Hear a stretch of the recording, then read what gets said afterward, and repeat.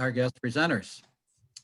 Neil Capolino, class of '87, electrical engineering, is a producer, engineer who has called Nashville home for more than 25 years. He has built his career on empathy for both sides of the glass, helping guide platinum artists as well as emerging independent talent with a solid understanding of the creative and technical. A 5-time Grammy Award recipient, including for Best Engineering and Best Bluegrass Album on Ellison, Krauss, and Union Station's Paper Airplane. His credits also include Vince Gill, Darius Rucker, Da Vinci, Willie Nelson, the Del McCoury Band, Joan Osborne, Dolly Parton, and the Gabe Dixon Band. He maintains a private facility, Rubicon Studio, which is home base for his work in a secret hideout for visiting engineers. In addition, Neil has a personalized custom training service for the audio community, providing private mentoring and master classes for continuing education in audio production and engineering with a hands-on approach that is specific to the client's needs. And now, while I introduce your next presenter, please enjoy a song called Summer Stroll, written and performed by Dave Jocks on his recently released solo record. On Summer Stroll, a gently strummed ukulele is layered over a bossa nova inspired beat. The song's simple melody is stated midnight cowboy style on a chromatic harmonica that Dave has had since childhood.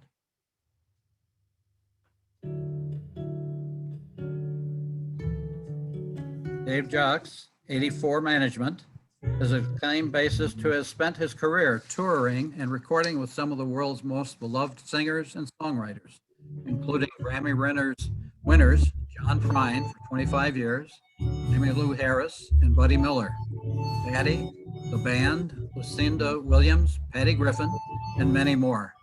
His distinctive bass playing can be heard on John Prine's Grammy Award-winning Fair and Square, The Tree of Forgiveness, and others. Dave's solo record is now available on your favorite streaming services. What Was I Thinking is a widely diverse and entertaining instrumental collection that provides Dave an opportunity to demonstrate his well-known musicality on a whole lot of non-bass instruments, from electric guitar and drums to ukuleles and tin whistles.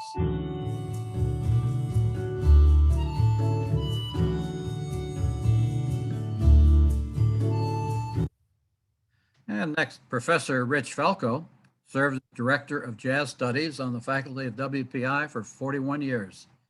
He has conducted 15 international jazz concert tours with his WPI ensembles. He's a founder and director of the Multimedia Online Jazz Museum. The Jazz History Database, which is housed on the WPI campus. Professor Falco was executive director and founder of the Jazz Worcester Music Festival, presenting music, jazz poetry, jazz dance, and jazz film. Rich is an avid performer, an active performer, conductor, festival adjudicator, and clinician. He continues to serve as jazz historian for the Massachusetts Association of Jazz Education and as curator of the New England Jazz Hall of Fame. Finally, Professor Douglas Olsen, Humanities and Arts, is instructor lecturer of the Department of Humanities and Arts and director of jazz studies at WPI. A jazz educator, trumpeter, composer, and band leader, Olsen has performed with Boston and National Arts and is coordinator for the Massachusetts Association for Jazz Education. Doug has directed jazz programs at the Massachusetts Institute of Technology and the Community College of Rhode Island, and was director of music in the Medfield Public Schools for 20 years. He is active as a clinician and guest artist, with college appearances at MIT, Berkeley, Harvard, University of Massachusetts at Amherst, and Dartmouth, WPI, URI, Brandeis, CCRI, Bridgewater State, and many area high schools. Doug performs regularly with the Felipe Sal's Interconnections Ensemble and PTALC Big Band, the John Allmark Jazz Orchestra, and Ein Inserto Jazz Orchestra, and with two of his newest projects, Latin Bash and the Doug Olsen Quintet. Olsen CDs of original compositions, 2 cents, was published in 2019 by BMI to critical acclaim. I'd like to now welcome Neil, Dave, Rich, and Doug. Please, you could join with us today to provide us with a glimpse into your music careers and how you continue to inspire WPI students. The floor is yours. So let's begin with Rich Falco, who will moderate, and we'll end with a question Q&A. Well, 2 years ago, I went to see a former music student who was performing with an acclaimed international artist, recording and traveling the world. And I went backstage to see him after the concert, and he said to me, you know, whenever I'm stuck for something to play, I listen for your direction. And I can still hear you whispering advice in my ear. Now, that was a profoundly gratifying moment for me as an educator. I knew I had a lasting impact. And yet, it didn't have to be that way. I never expected a college faculty position or a life as an academic. I'm a performing jazz musician. Now, today, I could not be happier with the direction of my life's course as an educator. It was in the late 1970s when I occasionally visited the WPI campus, and I helped to informally coach 2 of the fledgling WPI jazz performance groups. But the formal position of Director of Jazz Studies, that was created later as a direct result of 2 of our guests today, who demonstrated to the administration the relevance of such a position and the importance of arts in our WPI program. WPI curriculum seemed like a perfect match for me, for my teaching goals, engaging students in creative, real-life opportunities, immersion programs, and high expectations. In addition, the internships and co-op programs and performing arts, these balanced the academics. So there's no question that WPI students are prepared for any career they wish to pursue, even the arts. Today's guests will show stories and share with us their own career paths and how they were shaped by WPI's experience. And Professor Douglas Olsen, who is the current Director of Jazz Studies, will talk a bit about the exciting opportunities that are now offered to our music students through the Humanities and Arts Department. I'm excited to get started. Thank you for being here. And thank you to the Tech Old Timers for this opportunity. So let's open the floor, maybe to Dave Jakes, who'll talk a bit about his time at WPI. Hi, happy to be here. And hopefully this is sounding okay because I didn't get to test this before. But what Rich said, Rich was a big influence on me. I was taking bass lessons from Rich before he worked at WPI. I was going to WPI and had started playing bass, and I'd been a horn player before that. And Rich just showed me some stuff on the bass. He never really told me how to play the bass. He told me how to play music. And that was, but he showed me a few things on the bass to just get me out there. And then like I'd taken lessons from Rich for like 2 weeks or something before he recommended me for a gig playing with a band in Worcester. And so I have to thank Rich for getting me on what became my career path. And then while I was at WPI, there was a guitar player there who thought that maybe there should be more of a jazz program at the school. And he was instrumental, and he said, Rich Falco should be teaching at the school. And that's how, I think that's pretty much how Rich got there, was we kind of got behind that idea and got him there. And it changed a lot of things, I think, for me personally, and, you know, I guess for a lot of people over the years now. So at WPI, you know, I had started playing bass, and I have to say one of the things about WPI that was instrumental in getting me to where I am is, you know, just the a lot of the people there, and um, you know, getting, I don't know, there was something about my education that I feel like had I gone to a music school or you know, had got educated someplace else, that I wouldn't be in the spot I'm at. You know, there was that, the way things are taught, and just um, taught the love of learning, I guess. You know, if there's one thing I can say I got from WPI, it was learning how to learn. And I think that's true of every great school. That's what you learn, you know, like you can, they can teach you stuff, they can show you everything. But the most important thing, I think, is learning how to learn. Because once you get out, the thing that gets your career going and progressing is just learning how to do the next thing. And so happy, happy I've got to this point.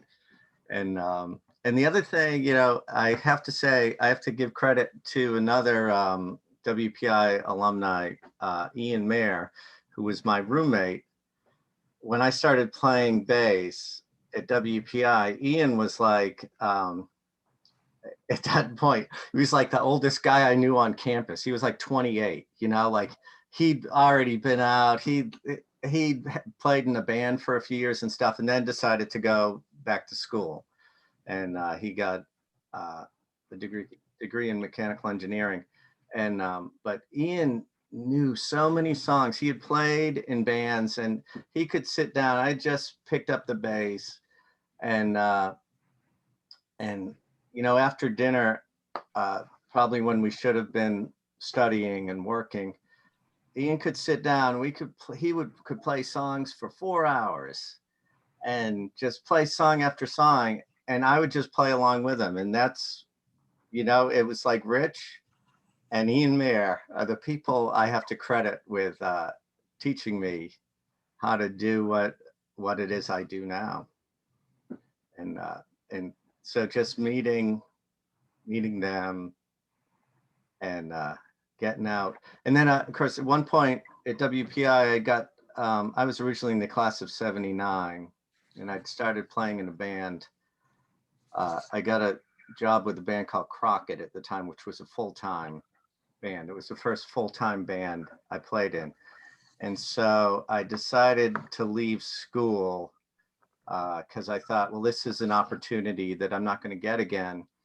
And I had complete confidence that WPI would be there when I got, if this, you know, that gig ended. And so that's what happened. 5 years later, that the band broke up, and I went back and got my degree. So so that was a great experience. And playing around Worcester, the musicianship was great. There were just so many great musicians in Worcester, and it was just a great place to learn how to play music. Dave, let me jump in just for a second. I want to just jump on one of the points that you made, which is that the music community at WPI is so tight, and so there's just so much support system in place there, that it's not like you're playing just individually, but you're part of a larger system of people who really care, who really are aggressive about their learning. And I felt like that was always a safety net in place for those students who maybe felt a little bit out of place when they first getting to campus. And here you have an opportunity to express yourself and be a part of a much larger system there. So what was your experience like with that? Well, when I first got there, I didn't play bass. I was a trombone player. I was an okay trombone player, and I played baritone horn pretty well. And that was pretty much, they had the wind ensemble, And I know Ralph Metcalf directed it at one point. I'm not sure if that's who was directing it when I got there. I got there in the fall of '75. I can't remember if Ralph was already there, but that was um, that was great, you know, because it was probably smaller at the time. I don't know. Um, and there was the pep band, which I didn't play in, but the wind ensemble was really great and a great experience. And so there was this small music community, but it was such a supportive campus. You know, there was the plan, you know, the WPI plan, and so everyone was kind of, you know, you had to figure it out. What what you kind of had your path to figure out, and it was really great. There was just the campus. I liked the way the campus was laid out. I have to say, I spent a lot of time at the library. It was just a great library, you know, back in the days when you couldn't just get on your phone and find out everything. And it was just a uh, great place to learn. And there were so many, I mean, yeah, it's the people you were around, um, just really great supportive people. That's great. Let's get Neil in on this, and let's talk a little bit about your experience. Neil Capolino, you may How do be you fix the muted. video? Lower left, there's a button beside the mute. Okay. Neil Capolino, are you muted maybe?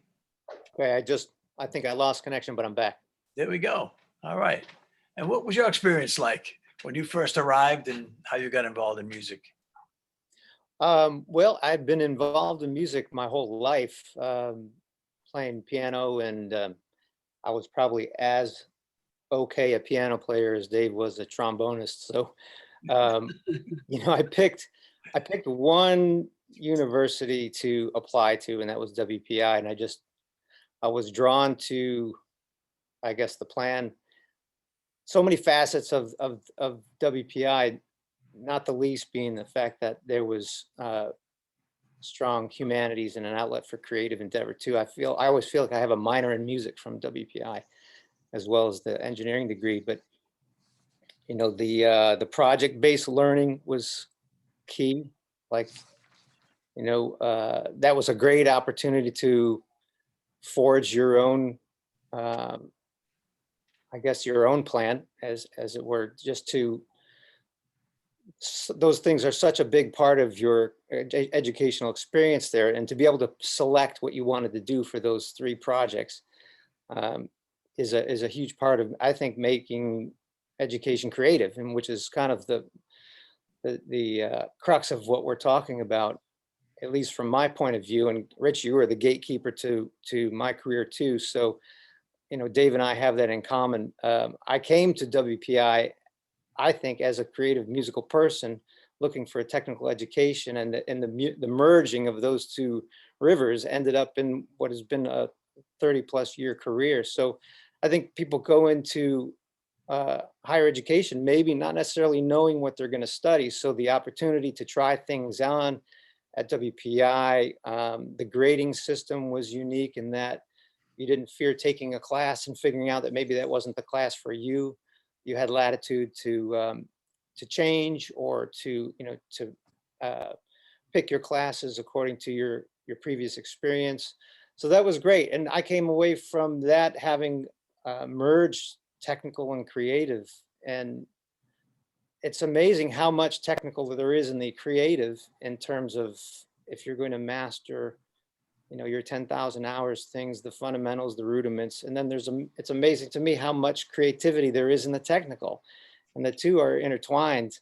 And I guess I kind of found my launching point, you know, when I came through WPI education and then got my first job out of college. And I worked also, the co-op experience was really valuable. at WPI. So I did 2 co-op terms, and I worked in traditional technology industry. So I got to dip my foot in the water there, gain some experience, and that further educated me on what I wanted to do and what I didn't want to do. And I realized that the creative urges in me were maybe carrying a little bit more weight than the traditional technical pursuits, you know. And but I got my first job at the recording studio in North Brookfield, Massachusetts, Longview Farm, because I had technical experience and because I came with the blessing of Rich Falco. So that was a good start for me. And I think at that time in the 80s, and electrical engineering, specifically computers, digital technology, digital engineering, it was really useful to have that, you know. And nobody was hiring me for my prowess as a recording engineer. They were hiring me because they thought I might be able to fix broken gear and, you know, pull weeds from the driveway for $5 an hour. So, you know, that's not a prodigious start for a bachelor's in electrical engineering, but, you know, it ended up well. You stayed at Longview Farm for 2 years, 3 years, something like that? I started before I graduated, so it was 87, and I left there. I moved to Boston in 90. Great. Yeah, 89, 90. So just a couple of years, yeah. Yeah. But it was a great, it was definitely a great place to cut my teeth. And I lived there as much. This was back when recording sessions would last for weeks and months, and it was a residential recording studio. So there was times when I didn't see my apartment in Worcester for days or weeks, and it was a real immersion into that world, and I loved it. Yeah. Rich, could I ask Neil a real quick question here? Regarding this topic. Hi, Neil. How are you? Nice to meet you, Dave, as well. Neil, besides the musical experiences you had at WPI, did you get any music engineering experience at WPI before you went, or did you go in with just the technical side? Before I matriculated, you mean? Before you went to Longview? Well, there wasn't anything at WPI per se that was directly applicable to recording engineering technology. So no, but I had when I started at WPI, I had taken some courses in high school and built some equipment and had been in bands, and I was responsible for running sound and fixing things. And so there was an acclimation there. Yeah. Interesting. Yeah, I'll just jump in here as well. I want to say that, Neil, we did try a couple of times to set up a recording studio right downstairs in Alden. And it turns out, as you well know, that recording technology changed so rapidly that it really wasn't feasible for us to finance this and all the changes, not to mention, of course, the equipment that was needed just to get the ground floor. But now that things have changed so radically, how has that impacted you? I'm talking about now how people are able to do an enormous amount of recording in their home studios for very little, you know, on the ground floor at least, costs.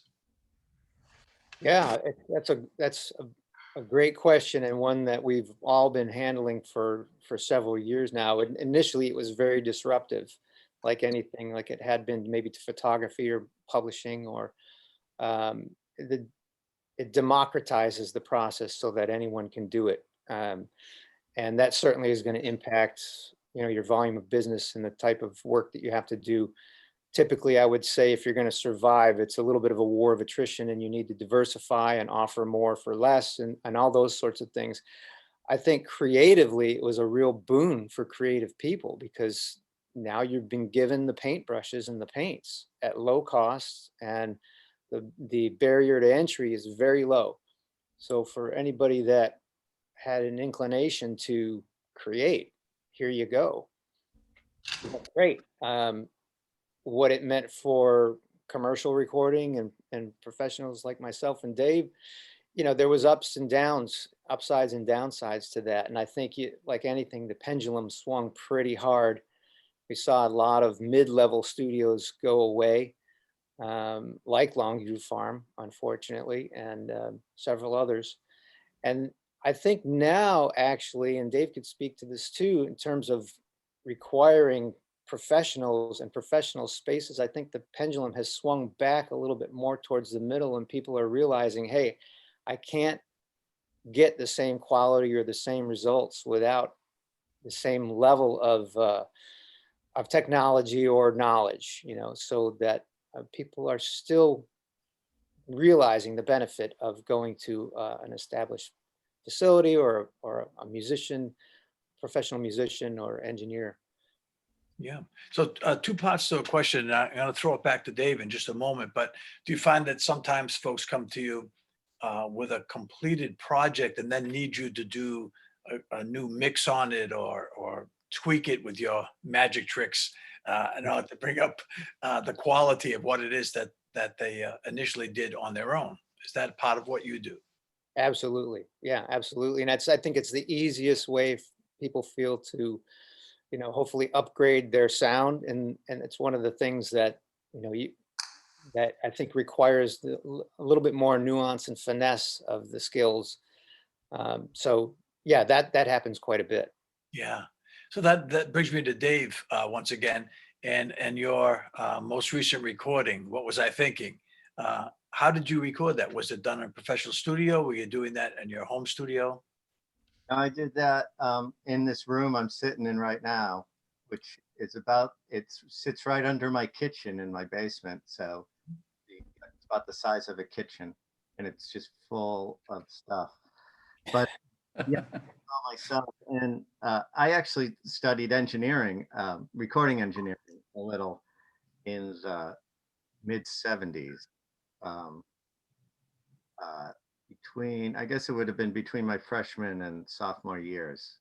I took a class in Boston. And so I'd done a little engineering, recording engineering, and back then and over the years.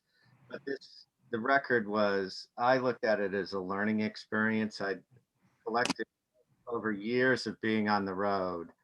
I've collected instruments, basses and guitars, and I picked up a Hammond organ once in Missoula, Montana, just stuff where there'd be like a deal where like, okay, there's a Hammond organ for $50. It's like, and there's a truck. I was out on the road, and there was always a truck. And if the crew guys were okay with it, I'd always have to call them up and say, can I put an organ on the truck? And they were usually really good about it. And so I've just collected all this stuff, and I have recording gear, and not like Neil has, but um, enough that I could put it together. And I looked at making the record as an educational experience, like to see if I could do it. Can I play the guitar parts I hear in my head? Can I play the organ parts? Can I play the drums? That was a big one. And, because I got a set of drums sitting behind me here. And can I engineer it and mix it? Because that was really hard. But I mean, in some ways, it goes back to the WPI experience of, yes, I can, because I can figure it out. Like if you have to have that mindset. First of all, is if you start out saying, no, I can't do it, of course you can't.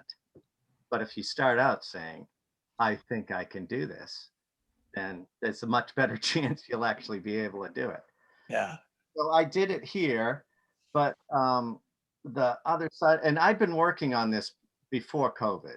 This is something I've been working on a little bit over the years. And so it just was a coincidence that I finished it in a year where I was off the road, where there was no work other than sitting in my basement finishing the record, which was great that I had something to do like that.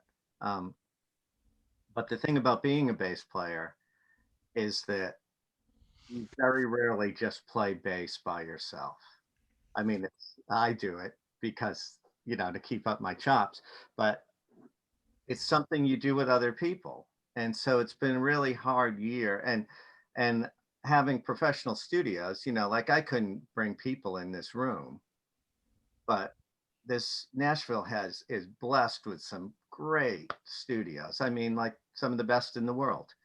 And those rooms and the sounds that they get out of those rooms, and you know, I'm sure Neil would agree with this, and having people in a room.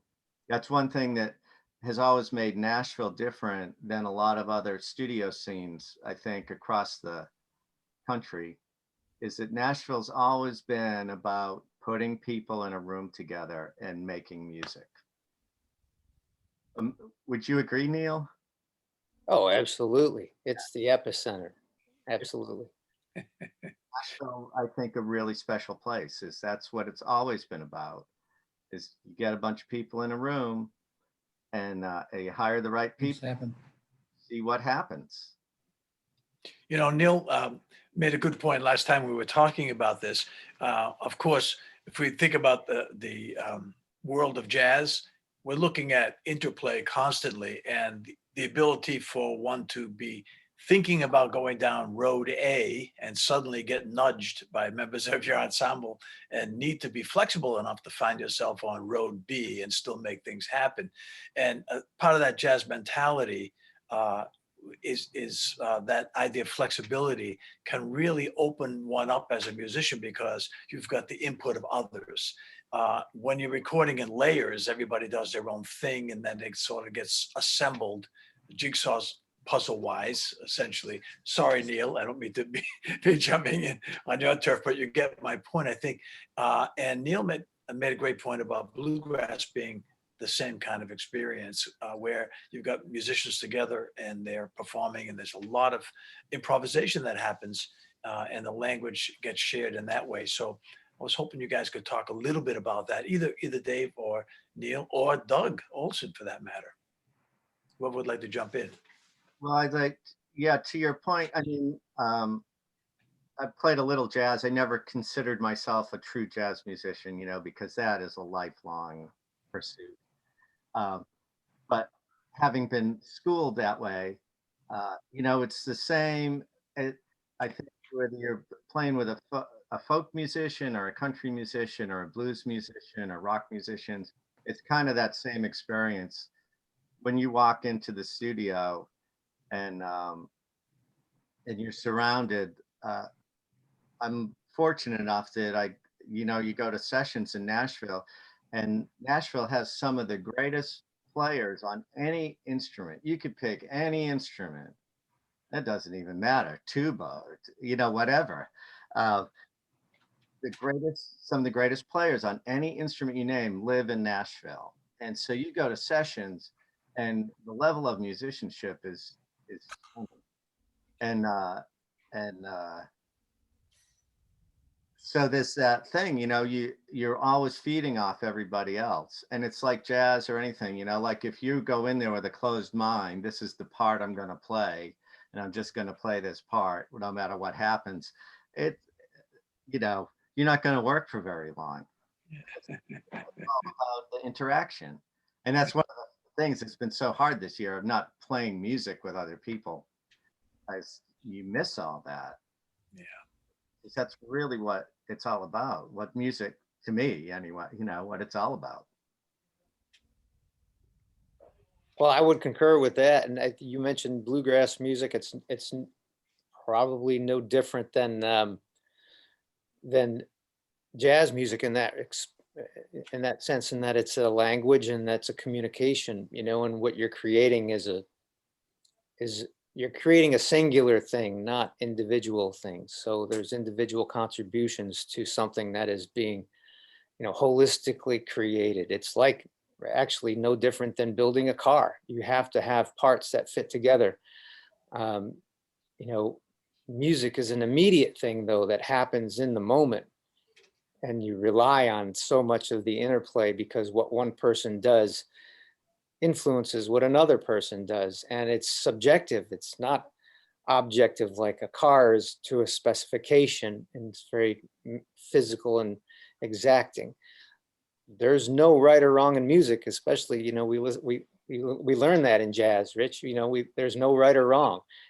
But for some reason, with people in a room, when it's right, everyone knows it simultaneously. And that's the magic of it. It's like you have this silent agreement based on something that is, undeclared. And so if you fracture that process, then you remove that collective agreement of something in the moment. And so, what I do with multi-track recording is to try and put that fractured puzzle back together, and Les Paul was the inventor of, not only a great guitarist, but the inventor of multi-track recording. He said, once you get beyond 16 tracks, you won't put it back together with any integrity, and it gets too fractured. So with the advent of digital technology, where we've got, endless numbers of tracks, are we better? Some would argue yes, some would argue no, but it definitely influences the process of making music, and maybe it's genre specific. But for what you're talking about in jazz and what I have more experience with in bluegrass, the collective agreement of something that is good, or you've reached your objective, that to me is the magic of what Dave's talking about, how it's special in Nashville, and I'm sure it's special in other places too, but we're a little partial here. But I think that's a great, it's very energizing. It's very energizing when that happens. Yeah, well said. And I know that we discussed this a little bit before when I was talking with you, Neil, and when folks are in their studio, and if they're having to wear masks due to COVID, a lot of communication gets muted by that. And we're so used to body language and facial expression and so forth as a communication tool. So maybe you could address that a little bit. How's that worked or not worked in when you have a group of folks in your studio? It's a challenge. I think most of the sessions that we've had here go on for any extended period of time have required some testing, but by and large, and I hesitate to say this, but the masks come off, and it's just nearly impossible to have the same level of communication and the same attention to nuance in one another. I mean, even going through the grocery line, you try and smile at somebody with a mask on and they can't tell. So there's a part of your, there's a part of your person covered up, which is, essential for communication. And of course, you've got your headphones on and you're hearing music, so you can't talk at the same time. You rely on, body language and expression. And if you take some of that out of the equation, I think it's a real impediment. And I know we've done it, and we've done it well, and it's a testimony to the expertise and the skill of the musicians. Most people that have been in here have found it untenable to have that long term anyway. And we'd be doing sessions for days or a week or something, and people tend to get comfortable and say, okay, I feel, everyone has to find their own level. I think we've had some people that have maintained the mask on for the duration, and that's their call. That's their call. Yeah, great answer. Doug Olsen, I want to ask you about not only your rehearsals, but the grafting together of some of what you did through recording each of your students independently on a timeline, and then you've had to put it all together. And maybe you could discuss your process a little bit, and then how that impacted students, because I'm very curious. I mean, we're talking about a new generation of students who came up with technology and feeling very comfortable with that. But the finished product, how do you feel it was impacted? Right. Well, first off, as a jazz musician, very much used to the recording as a group, just for the energy, for the collective direction of everything. Obviously, you need to be able to see each other, need to be able to see the facial expressions for all that sort of stuff. But I think this year we've recorded in several different formats, and I'll talk a little bit about that. we recorded live. We have to play outside because of the restrictions for COVID. It's been an incredibly interesting year. And we spent a lot of time inside on Zoom rehearsing, but not being able to hear anybody. So, and throughout that process, we've started to do a lot more individual recording, and we do have a recording studio in Riley that is sort of a permanent structure there. But before I talk about that, I do want to just give a little shout out. Thank you so much for having me here. I do direct all the jazz groups and do work with some, the recording students, but we have so many great professors that do work with music technology, engineering. I think Professor Scott Barton is with us here today, who runs the robotics, music and robotics lab, who does computer controlled automatic, or works with computer controlled automatic mechanical instruments, builds those with students, works with software, and many great things as part of, works with interactive media and game development. So hi there, Scott. Thank you for being here. He could tell you so much about what he's doing. But we have opportunities for students to work with him in his classes and independently. Fred Bianchi is also with the interactive media and game development, and is the director of the Media Arts Group and Innovation Center, which I believe both Scott and VJ are part of as well. And then we also have VJ Manzo, who runs the Electronic Guitar Innovation Lab at WPI, and also the Interactive Music Systems Lab. So the students have those opportunities on top of music ensembles. And we have students who are musically trained. We have students who are not musically trained. We have composers, which we're always trying to get our students to write. Got at least one student composer here with us today. So hi, Jacob. And then a student engineer who's doing a lot of the recording with our students. Robbie Olnick I think is here with us today as well. So as far as our recording opportunities that we've done, they've really been a blessing. When everything went mobile, when COVID hit, everything was on Zoom. We had to change all of our curriculums, and performing live or performing as a group was impossible, essentially. So students got really crash courses in recording on their own, recording parts, and then I would either be putting parts together, or the students learned how to use either Audacity or Logic Pro to put together these recording projects, and we've been doing those. Our other directors, Joshua Rohde, who's our choral director, he's done projects with students recording themselves and then putting together video projects. I'm sure you may have seen these collages from groups in the past. We're going to be we've recorded 3 jazz groups in the last month, and brass ensemble. So we're putting all of that together with video, and that's going to be coming out soon. Mitchell Lutch, our concert band director, had done something like that. And this is all one student at a time working in the studios, recording their parts with student engineers working on that. So, and we do have a dedicated space in the basement of Riley, which I'd really like to grow upon this program. And get students doing more of it, because we have students that are interested in doing it and are doing a nice job, but maybe even a course or something in the future. Certainly bring in Neil, bring in Dave to work with these students and serve as inspirations for what we're doing. So educationally, I think all types of recording is great for students, and I've always put that as a priority, whether it's recording as a group, recording in small groups, or recording individually. Tracking, we call it, is such a huge and unique opportunity. And WPI is the perfect place for students to pick a topic and chase it and go down that rabbit hole with the project-based learning.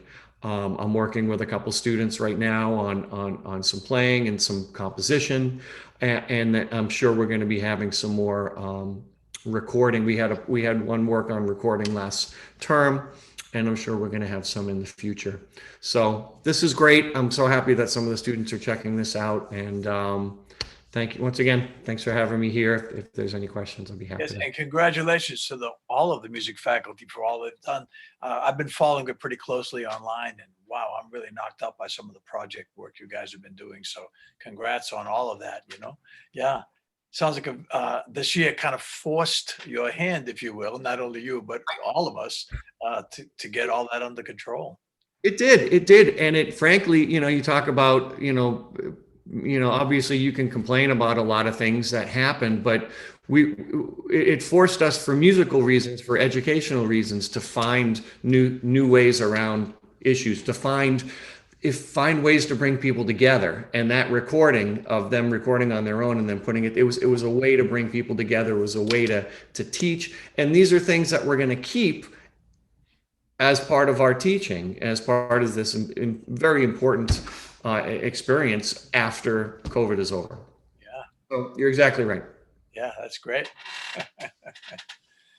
I want to just drop in a personal note, and that's to say that back when Neil and Dave were here, we had a lot of flexibility in the way the humanities projects were undertaken as sufficiencies, as they were called back in the day. Now we have, I'm just informing you guys maybe of this for the first time, but we have humanities seminars now. And it's quite different in that it's somewhat pre-structured and then a little bit of flexibility within the students' needs and where we take these projects with a capstone of 12 students per each of these seminars that we offer. But for Dave and for Neil, sufficiencies allowed me personally and all faculty in the humanities area to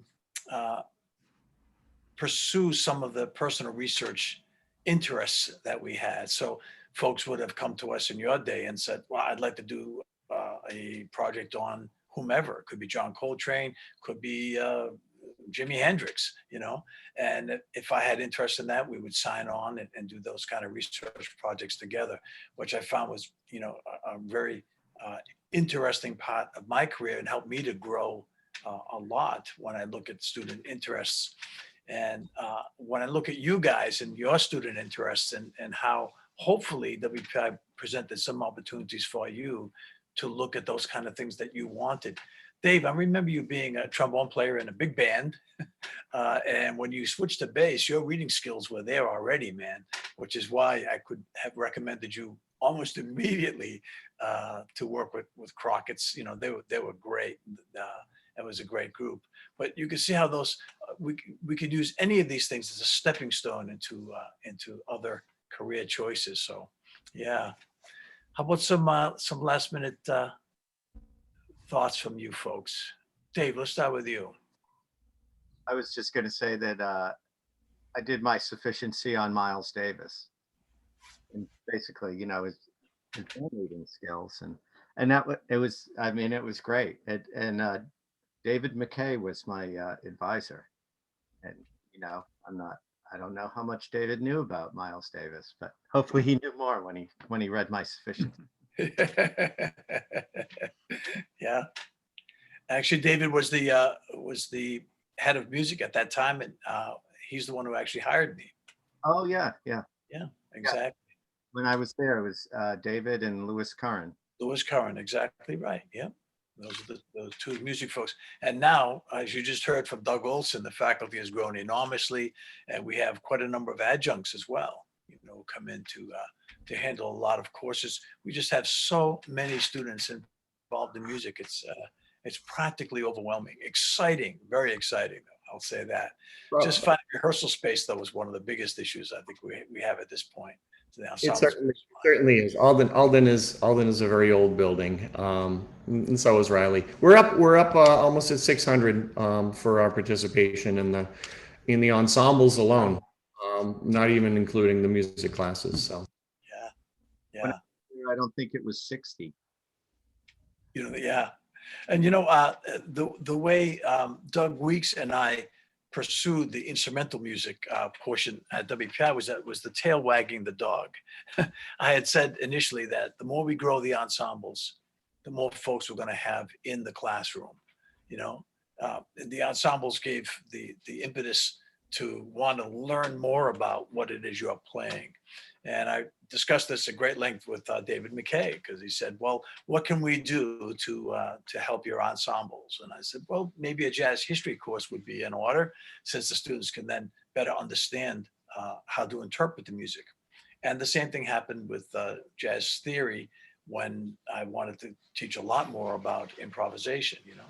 So that's the way some of the coursework was first designed and also populated by the growth of those ensembles. So it was a really fun, organic process, I think Doug Weeks and I were able to experience. And now the music program is just exploded. Thank God. I'm really happy and grateful when I see all that. I forgot to mention Doug Weeks, who directs the orchestra. He's been doing recording throughout the year as well. So, and he's been a great proponent of the music department, and is retiring as of this year after 40 something years. So we wish him well. In Worcester Plain, I used to play some weddings with Doug. There you go. My first time meeting him was in a pit in Northborough with Dennis Wren. And so Dennis was really close friends with my brother, my oldest brother. Really? Oh, wow, that's interesting. I've known Dennis I knew him probably since he was in junior high or something. I did my student teaching with Dennis. Is that right? Great guy. Yeah. Well, I'll tell you, I did my sufficiency in Bill Evans, on Bill Evans. I don't know if you remember that, Rich. And I do did remember. my major qualifying project. My classmate, Scott Tugas, who I see is here, we designed a digital delay, which is something that you use in this recording studio or something. So the road was kind of paved already. But you know, I would say, and like I always use the anecdote that Albert Einstein used to either take a nap or go play his violin in the garden to figure out scientific solutions, you know, to problems. I don't think there's a better anecdote to the crossroads of creativity and technology like that. That to me tells you how much the imagination's involved in everything that we do. Yeah. So I think it's great that the humanities and the music programs are exploding there. That's only going to be a benefit to everybody. I've always felt really honored to be able to teach at WPI, because having had opportunities to teach at music schools or conservatories or what have you is a whole different experience. But being able to work with really bright young students who maybe are not considering a music major, but music being an important part of their lives, I felt that I had this opportunity to sort of crack them open, to get them away from just technologically thinking and into something that's much more a creative process that can enrich their thinking, just in the way that you're describing. So it's been a joy for me, I must say, to have this opportunity. You know? Absolutely. Before I forget, thank you for having me here today, and to Maureen for putting everything together.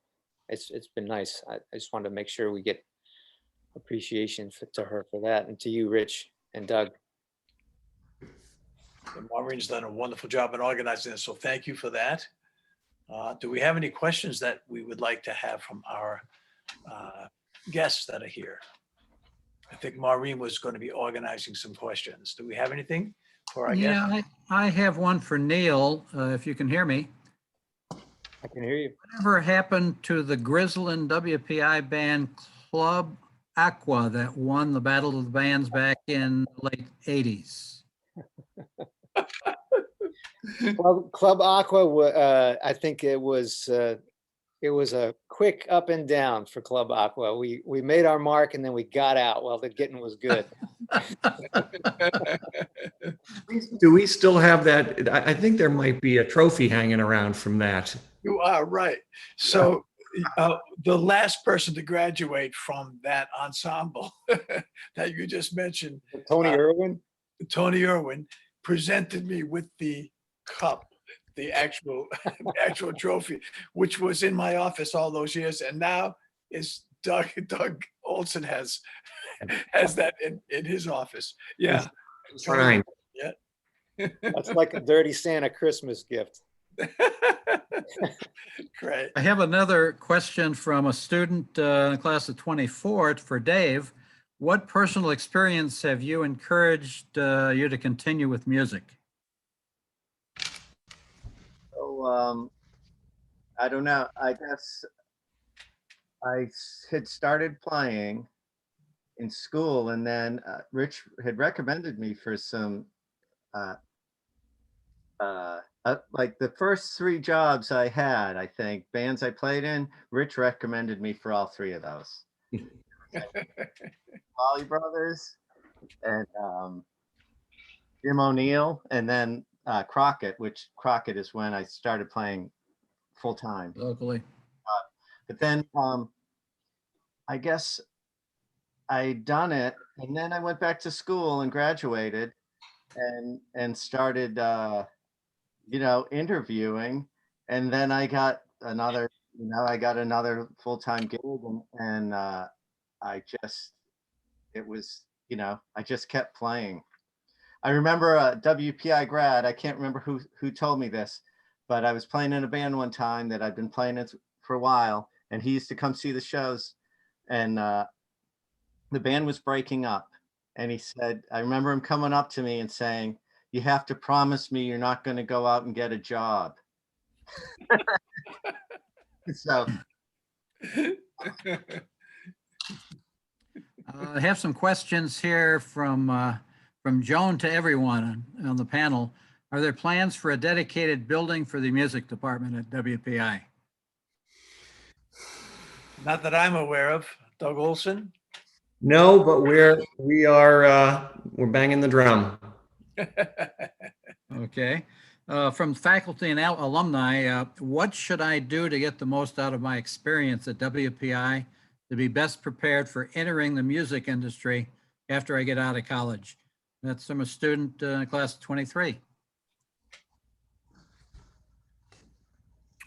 I would, well, okay, if you want to pursue music, I would say the first thing, the most important thing is you have to love to do it, because there are a lot other easier ways to make money. But if you really love to do it, and that was my, I guess you could say my problem, is that I loved playing so much, I was willing to make a lot of sacrifices in order to just keep playing music. But one thing I did, I have to say, was had been a math major. I left school. When I went back, I switched my management, because I'd taken some management courses, and I thought, I'm going to keep playing music. I thought I should take a bunch of small business management courses, and I say that was good. But everything, it's like everything at WPI, I think, can prepare you. But the recording engineering, which wasn't there at the time, invaluable information. And I don't know, Neil. Well, it's I think you got to create your own thing, like a lot of things now. Graduating, you have to create your opportunities, you have to create your job sometimes. I think it's to have the long view is good, and to keep keep following the passion that you have, because that will open doors for you. If you really love what you do, it informs how you do it and how well you follow through, and what your staying power is. It's really hard to cultivate staying power for something that you're really not into. But if your level of dedication is fueled by that, then you'll find ways to keep at it. And it's largely circumstantial too. I mean, do you have a family to support? What's the context? And in that case, I would say as much as you can not be singularly exposed to one avenue of pursuit, that will help your chances. And by that, I mean, if you have something else that you can also do in parallel concurrently with your music pursuits, then, you know, that'll give you some extra staying power and some flexibility. And yeah, I think just hang in there. Music is a tough one. It is, but it gives back in ways, and it's not always about the money, but that's important, especially if you are, you know, building a career and family at the same time. But I would just encourage people to, you know, follow your instincts in that respect. A parallel question from Ryan for everyone. He says, I'm curious if there's a path besides serendipity to get into the studio audio engineering space later in one's career. His degrees in biomed 02 and 03, but he's been a power electronics engineer in practice for the last 20 years. So that's probably most applicable to the music world. I mean, it's really easy, like we were talking about before, how everything is democratized now. It costs very little to get yourself equipped to start recording. And the hardest thing is the space, especially if you want to record other people and try to demonstrate it professionally. You know, that's a little bit different. But if you have the acclimation and you can outfit yourself with the tools rather cheaply, then just start. And if you create music on your own, then it's even more accessible to you. But there isn't really too many silver bullets or shortcuts to this process. You know, you really got to put some time in, and like Dave said, you know, there are sacrifices, and if you're willing to make those sacrifices, then that speaks to your level of dedication. And whatever level that pursuit ends up at, if it's just a hobby, that's fine, and that's fulfilling for you, perfect. If you want to pursue it as a career choice, then incrementally you just take the next steps, the next level of commitment to that. But and the learning is all online. There's so much that you can do to learn from resources online. It's incredible. Well, I think that about closes our program for the day. Neil, Dave, Rich, Doug, we're appreciative to you for taking the time to be with us today. Thank you, Neil. Our season's finale program in grand style. We look forward to following your professional careers. You know, we all miss all the WPI musical groups that perform and have public venues at WPI. We hope in the coming year, the public opportunities return again. And we thank you to all of our guests for being here today. As I mentioned, today is our final program for the academic year. Our planning is underway for next year. If you have questions or suggestions for programming, feel free to contact us through the Continuing Education Alumni Office. Check out our website, alumni newsletters, and social media programs beginning in September. We are always welcoming new members or retired, newly retired alumni, faculty, staff, and guests. Please reach out to us with your interest or to learn more about the Tech Old Timers organization. Our formal presentation is concluded. If your time permits, remain online to enjoy casual conversation until 3:30.